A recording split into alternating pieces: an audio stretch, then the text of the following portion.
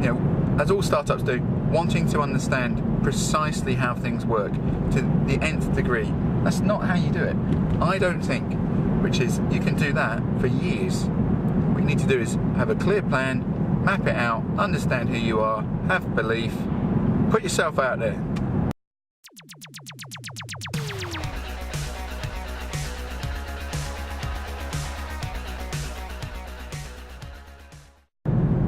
Today I'm on my way to see a lady in a city who lives in I'm actually going to her home. Don't meet many businesses at home, but when they're startups, nearly always in their homes because they don't have offices yet.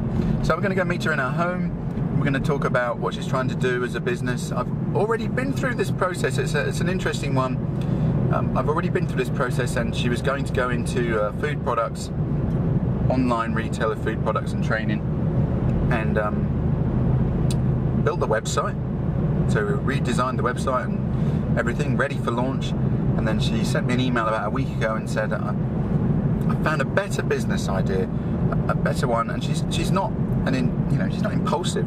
She's very intelligent and thinks a lot about what she's going to do. But she called me a week ago and said, this is the wrong journey for me. There's a better business opportunity. I can see it. I've tested it. It's going to work more quickly. I'm going to make more money. It fits what I'm about more.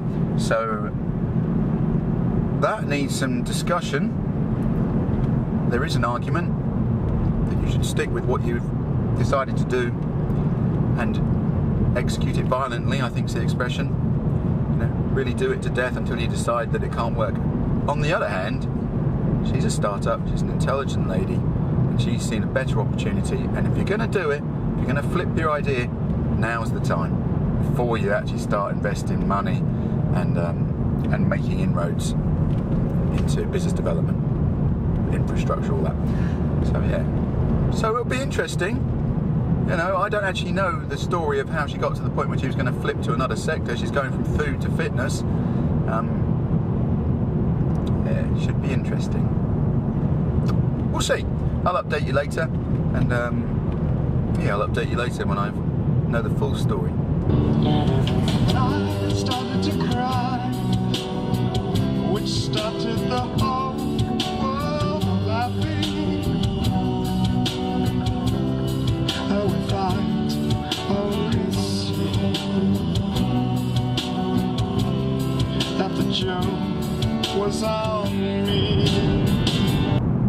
Okay, I've just left the meeting, and it was, as always, not quite what I expected, and as always slightly better. Yes, business owner and a startup, she needs to change the website. She certainly doesn't need to bin it. What was interesting is we spent 2/3 of the session not talking about the website, not logging onto the website, talking about focus and vision and direction and writing that down. And that's what she did. So at startup stage, when you have a blank canvas, obviously you can take a blank canvas anywhere, but you really need to write down, I believe, exactly what you're about, exactly who you're speaking to, particularly on websites, okay? And this is a blog idea, so have a definitive idea who your audience is, and more importantly, map out what they want to hear. You can't just turn the camera on every morning or go blogging every morning in a random way. That's not how you create a following. You create a following by being interesting, engaging, relevant, useful, all the things you need to go viral, really. And I cannot do that randomly or by accident.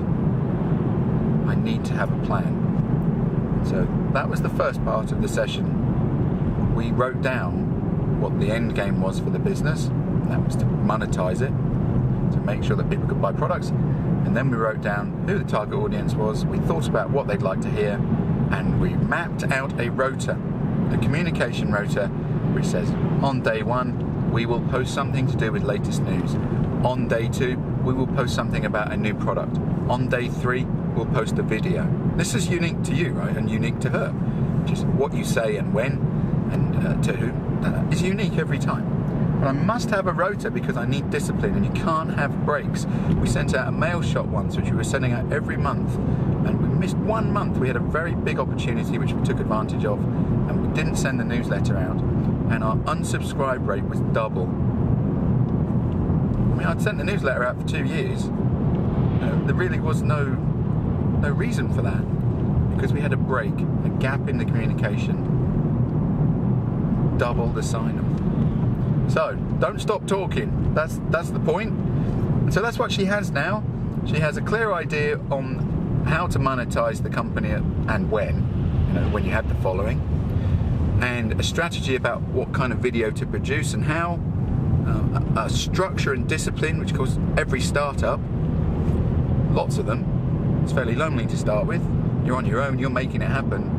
You have to self-manage and be self-disciplined. Writing things down gives you discipline and focus.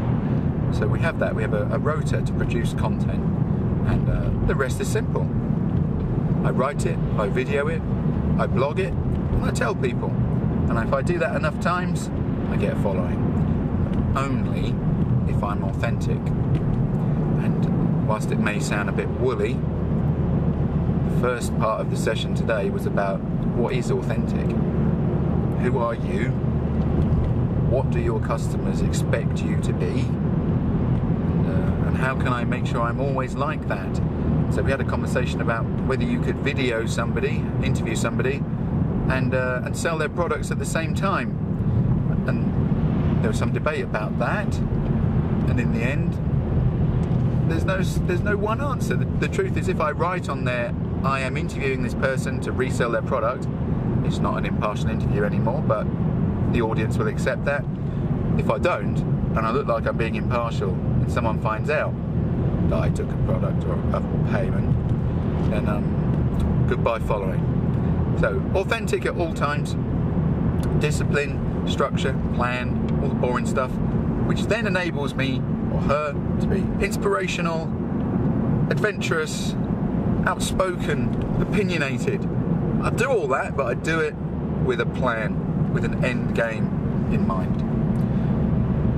Then we changed the website, and to be honest with you, we didn't change it much, because moving from food to fitness, they're not really mutually exclusive, is what she said, and of course they're not.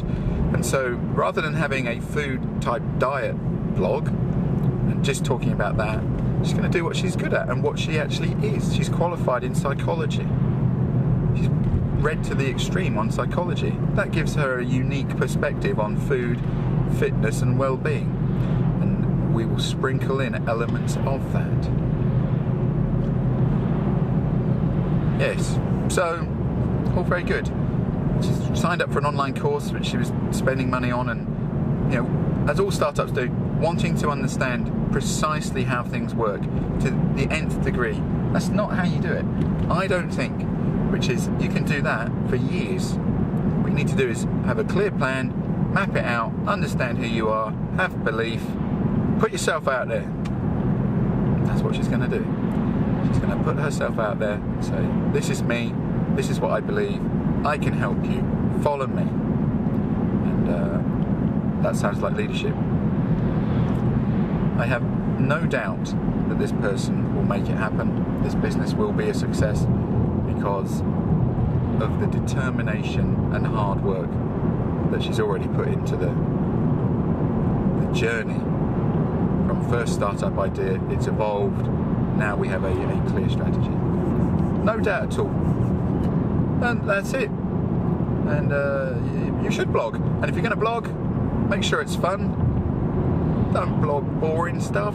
I don't mean for the other people, I mean make sure it's fun for you. Then you'll do it. And you'll come across that you enjoy it, and people will respond. So, great meeting really, from my perspective, which is someone who's really committed, really determined, open-minded, clever, ambitious, and just needs to go for it.